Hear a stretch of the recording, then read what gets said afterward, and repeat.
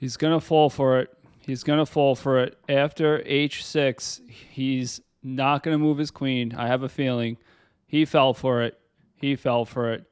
Common trap. You play h6. Queen gets stuck when it gets too greedy and starts trying to capture pawns.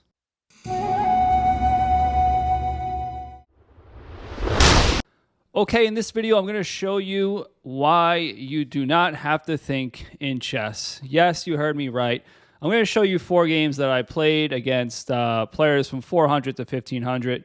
And I'm just going to basically develop my pieces, look for basic threats, and take pieces that my opponent gives me. And I'm going to show you how easy chess could be. Okay, my opponent here drops a pawn. So again, they're 400, but they drop a pawn here on d4. And I just simply cash in. I take with the pawn here just to get a tempo.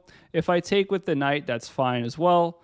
But I don't get the tempo after this. He has a free move. So I keep up the tempo by taking with the pawn. After my opponent moves, I just simply develop a piece. Again, this whole point of the video is not to think. Now, I mean this like it's an exaggeration. Of course, you have to think in chess. But my point is, mainly most of the things you have to do in chess are just pretty basic. Develop your pieces, castle, look out for threats, and look for your opportunities.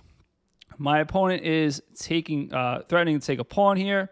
He's also pinning my knight to the queen. So here I just simply stepped up. Now, the whole point is I kind of have a possible trap that I showed you in the beginning of the video, in the intro, and he falls for it here. So he does take the pawn. Now, the trap doesn't work yet. First, I have to connect my rooks. What's the best way to connect your rooks? Development, castling. There you go. So now he should probably just take the knight here and damage my pawn structure and then get his queen out of here to safety. He doesn't have many squares to go to. He might have to come here and then make this like maneuver, like sort of something like that. And I'm fine here. I can move my king in the corner and put my rook here to attack on the g-file. But my opponent just develops, which is, normally a good idea. But now his queen is trapped. And his queen cannot get out at this point. I do not believe, at least. No, the queen is absolutely trapped here because now the queen can't even escape. The queen has no squares to even go to escape. And he's already stuck at this point. So no matter what he does, his queen is trapped. He didn't see it. And my opponent lost his queen. So here you go. Now my opponent did capture a pawn here, but I captured a pawn myself. I take, and my opponent doesn't take back. So, okay, he's a 400 player, so let's give him a little, let's give him a break. But he should take back here. He doesn't, so I, oblige, and I take his knight for him. Damage his pawn structure, and the pawn structure is a big deal at this point because I have a queen. Now, there's not much you can learn from this game, but I'll just show you how I finish it really quickly. I just simply plant the bishop here, taking key squares away from the king. On g2. It looks like I'm attacking the rook. I really can care less about the rook. I just want him to waste a move, which he did. He fell for it. And now I move my queen into position, getting ready to checkmate. My opponent moves back. And now a mistake would be going here, threatening checkmate, because it actually gives him an opportunity to defend. So what I do here is, instead of taking the pawn, I throw in a check. He can't block with any pieces, and he has to go into the corner and gets checkmated. Okay, on to the next. We have a 700 player. I play the Sicilian. This is my favorite opening right here, Sicilian with e6. And it's very flexible. I like it. I get a chance to play in the center and get a normal chess game. My opponent drops back, and now this is a common motif. I just trap the bishop. Now, when I say trap the bishop, I'm not winning the bishop because I'm going to give up my knight, which is a fairly even exchange, but I get the bishop pair. In other words, I have the bishop pair. He's not going to have the bishop pair, so that's a slight advantage. So I take back, and I have a center. A mistake would be attacking the center like this because I would just pass him. So he should fight for the center like that. That's probably the best move. I would just come up here. Maybe he would take, and then he should castle here. But after this, he actually just pins the knight, which is fine. And again, this is no thinking involved. He just pins my knight, so I block the pin. He attacks in the center. I just keep on developing. He develops his knight. I castle, and he brings his rook out, and I could just simply take his rook at this point.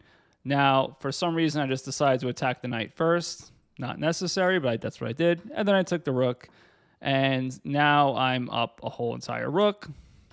I'm still developing, you'll notice. He exchanges pieces, which he shouldn't do because he's down a whole rook. And then he attacks my pawn. Again, no thinking involved. He attacks. I defend the pawn. And it's a backwards pawn, so that's why he's attacking it. So I don't want to keep this pawn backwards. I'm going to try to push it up the board eventually. That's the best way to protect yourself against a weak pawn. Okay, he attacks my queen. Always look at your opponent's threats. I move out of the way.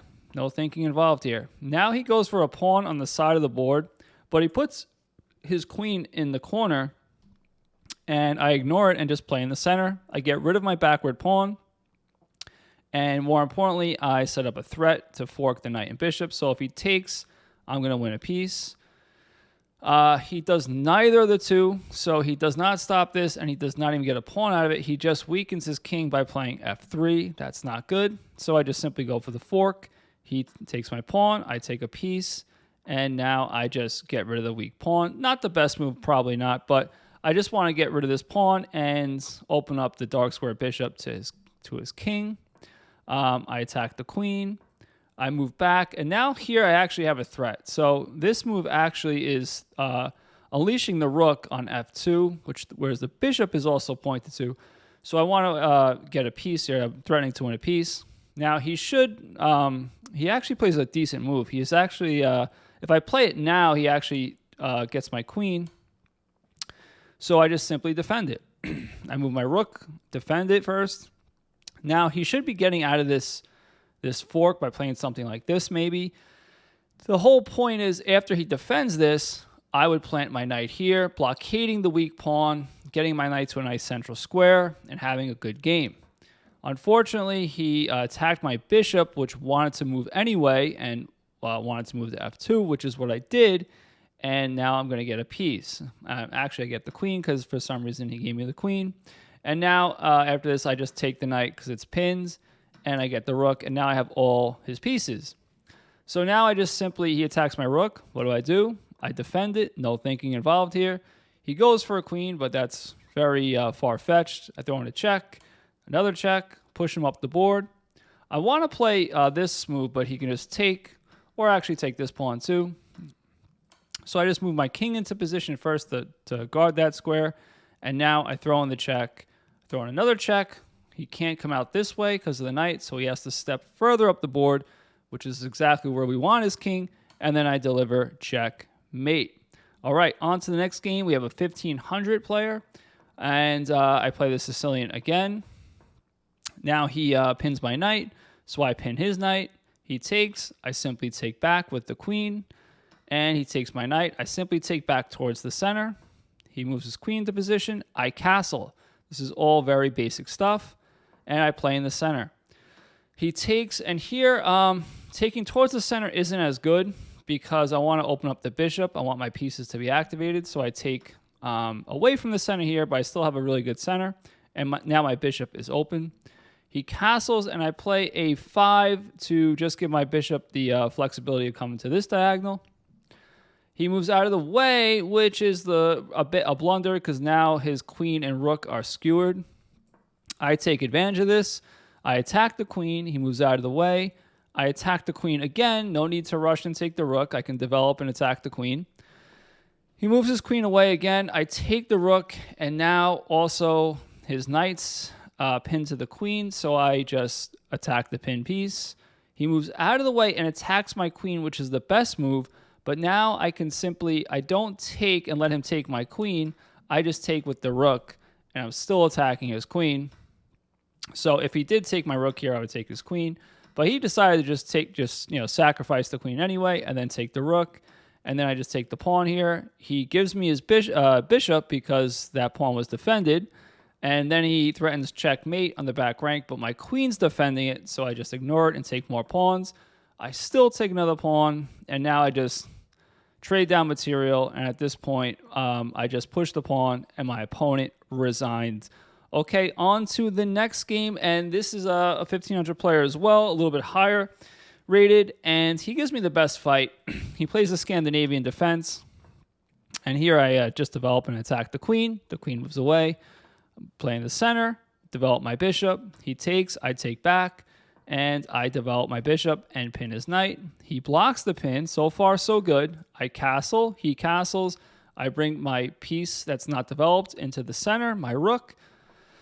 He plays c6. Fine move. I develop my last piece. Now all my pieces are developed, and I am castled. So here, he brings his knight into the game and unleashes an attack on my bishop. So I just simply take, and I take his knight. And now we actually have a potential, his queen's pinned to this pawn, so this pawn's not defending this pawn. So I decided to set up a tactic here and threaten this, but I'm also putting pressure on this. It's defended, but I was trying to provoke b6, which he did, and now I just simply get a free pawn here, and that's all I need to win the game. I'm also attacking his rook. He defended his rook the right way, he developed and connected his rooks. I can still just keep my queen here because if he takes, I take his queen. He brings his knight into the game. Now he is attacking my queen. So I move my queen out of the way. He develops his rook, and now I play d5. I'm trying to trade as many pawns as I can. I'm going to weaken his pawns. He can't take again. He can't push because he'll lose the pawn. So here he thought he had a boomerang tactic. So he played knight takes d5, thinking I'll take, and then he'll come back and win a piece. That's called the boomerang tactic with the knight.